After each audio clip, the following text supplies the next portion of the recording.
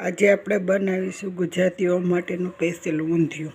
આપણા પાસે શાકભાજીમાં રીંગણા છે, ફૂલકોબી છે, ટમેટા છે, ગુવાર છે, વટાણા છે, લીલી ચોરી છે, પાંદડી છે, બટેટું છે, મરચું છે, ને ધાણાભાજી છે, ને મેથી છે, ને ચણાનો લોટ છે. તેમાંથી આપણે બનાવીશું ગોટા. તો ફૂલકોબીને ગરમ પાણીથી આપણે ધોઈ લેશું. ત્યાર પછી આપણે ચણાના લોટમાંથી ગોટા બનાવી લેશું. આપણે ગરમ પાણી મૂકી દીધું છે, તેમાં આપણે ફૂલકોબી છે તે નાખી દઈશું. તો આપણે આ રીતે બધી ફૂલકોબીને ગરમ પાણીમાં નાખીને એકદમ ઉકળવા દઈશું પાણીને. ત્યાર પછી તેને આપણે કાઢી લેશું. તો આપણે ફૂલકોબીને આ રીતે ગરમ પાણીમાં નાખીને આપણે સાફ કરી લીધી છે. તો હવે કાઢી લેશું. તો આ રીતે આપણે કોબી નાખી દઈશું. બધા મસાલા છે તે નાખી દઈશું.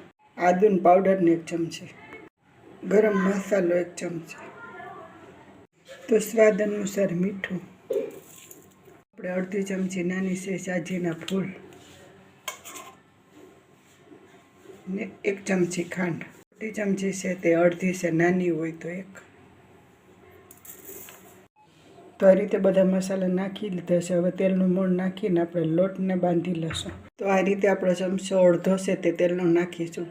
ઘણી વખત હું ચમચી પણ બોલતી હોય, પણ ચમચી નહીં હોય, પણ આ રીતેનો ચમચો છે તે આ રીતે મોણ નાખી લેશું. તો આ રીતે આપણે બધા મસાલા નખાઈ ગયા છે, મોણ નાખી લીધું છે. હવે આપણે તેમાં પાણી નાખીને ગોળ રાઉન્ડમાં ગોટા બનાવી લેશું. તો આપણે ગોટા વારી લીધા છે. તો આપણું પાણી ગરમ થઈ ગયું છે. તો આ રીતે આપણે ગોટાને બધાને નાખી દઈશું પાણીની અંદર. તો આ રીતે આપણું પાણી ઉકળશે એટલે આપણા ગોટા ઉપર બધા આવી જશે. તો અહીંયા આપણે કાઢી લેશું. તો આ રીતે આપણે ધીમે ધીમે ગોટા ઉપર આવી જાય છે.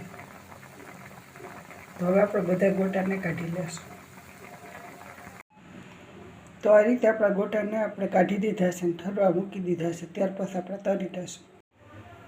તો આપણે બધા શાકભાજીને ધોઈ લેશું, સુધારી લેશું.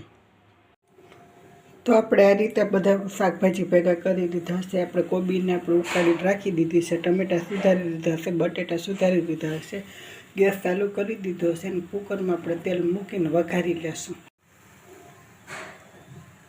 તો આ રીતે આપણે 1 મોટો ચમચો તેલ મૂકી દઈશું. તો આપણે તેલ મૂકી દીધું છે. તો રાઈ, જીરું ને હિંગ નાખી દઈશું. જીરું, રાઈ, હિંગ. તો બટેટા પહેલાં પણ નાખી દઈશું. આપણે બધા શાકભાજી છે તે હવે નાખી દઈશું.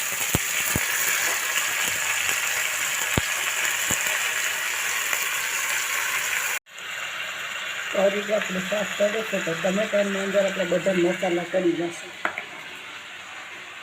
તો આ રીતે ધાણા જીરું નાખી દઈશું, હળદર ને સ્વાદ અનુસાર મીઠું.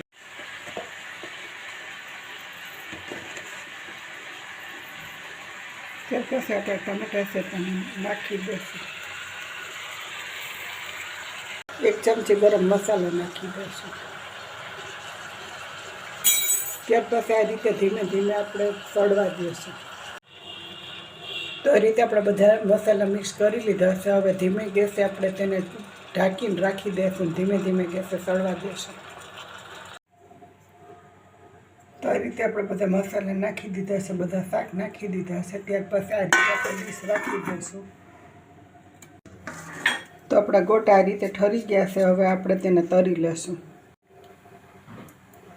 તો આપણે તેલ મૂકી દીધું છે. હવે ગોટાને તળી લેશું.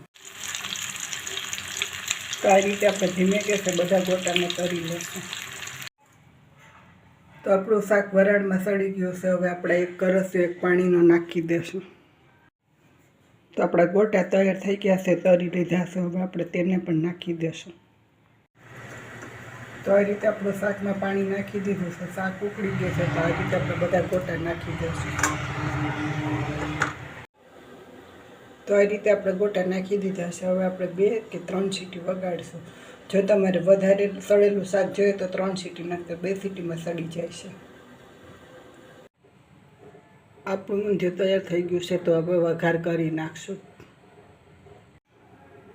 તો આપણે વઘારમાંથી 2 ટમેટાં લઈ લીધા છે. આપણે 2 થી 3 ગોટા છે તેને આ રીતે ભૂકો કરી લીધો છે.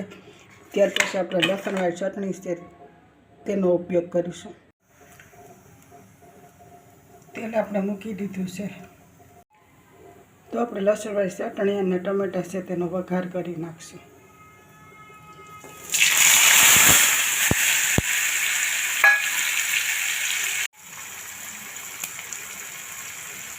તો આપણે આ રીતે વઘાર કરી ઊંધિયામાં નાખી દઈશું.